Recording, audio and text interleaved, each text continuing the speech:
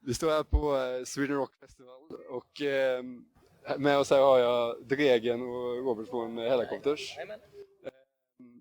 Tänkte snacka lite om spelningen igår. Hur kändes det att komma ut som Hellacopters igen efter ett x antal år nu? Kom ut ur garderoben. Ja. Jag tyckte det känns bra. Ja, det var helt sjukt kul. Alltså, ja. Grejer som jag aldrig trodde faktiskt skulle hända som hände. Det kändes lite overkligt när vi först började tänka på det, eller liksom när det väl konfirmerades. Men nu har man liksom, det var ju ett antal månader sedan, så nu har man ju liksom, ja men man har ju landat i det hela på något sätt. Det har ju gått ett tag sedan det blev offentliggjort, om man säger.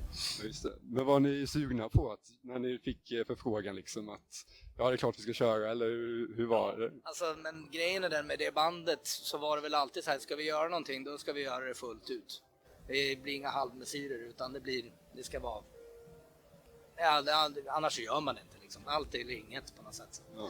Och det var väl det som gjorde att man la ner också för ett antal år sedan, att man kände där och då att det kanske inte, ja men pallar vi göra det 100%, det är inte ett band man kör 80% med liksom. Utan antingen ska det vara eller så ska det inte vara alls. Och just där och då, 2008, då kände vi väl att det är så här, ja nu fan, motivationen tröt lite liksom. Men igår var det fan riktigt jävla... Ja, 2016 fyllde ju Super Shit 20 år också, så det blev lite kalas. Precis. Och det är mycket som förändrats sen dess liksom. Ja men hela skivbranschen har väl ändrats. Ja. Gud, vad fan, 96, då var ju CD jättehett. Det var ju helt... CD var ju ett manifest i bookleten om att vinylen var mycket bättre än CD:n. Och att vinyl liksom var grejen, och det var ju... bara det då var det ganska ovanligt att folk liksom gjorde. Men det var... Nu känns det ju lite så här, nu jag vet inte riktigt hur branschen ser ut. Det är jävligt annorlunda här i alla fall. Verkligen.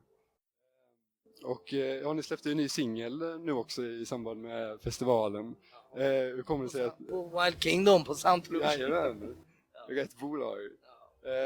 Och hur kommer det sig att ni valde just de låtarna till det där släppet? Det var de enda vi hade kvar. Ja. Det är gamla låtar, och vi spelade My Mephistophelia and Creed, den låten runt sent 96-97. Och sen la vi ju ner den, jag vet inte riktigt när, den blev aldrig inspelad i studio. Ja. Och den andra låten, den hittade vi på någon jävla kassett. Faktiskt, tack vare Robban faktiskt. Jag hittade den på någon reptape när vi skulle leta lite. Satte den med en penna och snurrade upp bandet. Ja, exakt. Kassettband alltså. Ja, innan skivperioden. Nej, men då var så här, den hade vi helt glömt bort, och den blev väl ratad antar jag av någon anledning.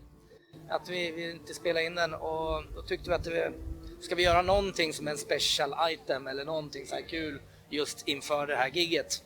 Då är det ju då föreslog någon, jag minns inte vem, att vi spelade in de här 2 låtarna. Och då gjorde vi det. Nicka en egen studio, så att det följer sig ganska lätt att vi gjorde det liksom helt själva, bara vi 5. Ja, det var ju sann. Det tog några timmar. Ja, några timmar och sen var det klart. Ja, det är verkligen årets singel måste jag säga. Det är otroligt grym tycker jag. Så är det.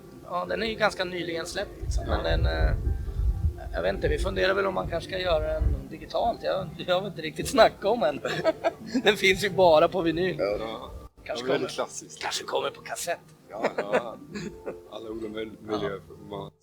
Ja, men vad händer nu efter? Blir det något mer Hellacopters efter det här? Ja, det blir faktiskt en grej till, och det är på fredag. Och det var lite oväntat, men det kom en förfrågan från en spansk festival som heter Askena, där Primal Scream ställde in för han har ramlat av scenen, Bobby Gillespie. Ja, i förrgår typ. Ja, och då fick vi en förfrågan, kan vi göra det? Och det visade sig att alla vi 5, vi har väl ganska tajt alla schema, alla enskilda grejer man gör liksom. Men den fredagen kunde vi få till. Och då snackade vi med Sweden Rock. För det här var liksom tänkt att vara en exklusivt gig, ett enda och så vidare. Men vi lyckades enas om att vi kunde genomföra det. Så vi ska spela en konsert till. And that's it. Som det ser ut nu i alla fall. Ja.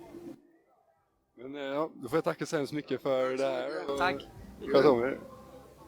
Tack.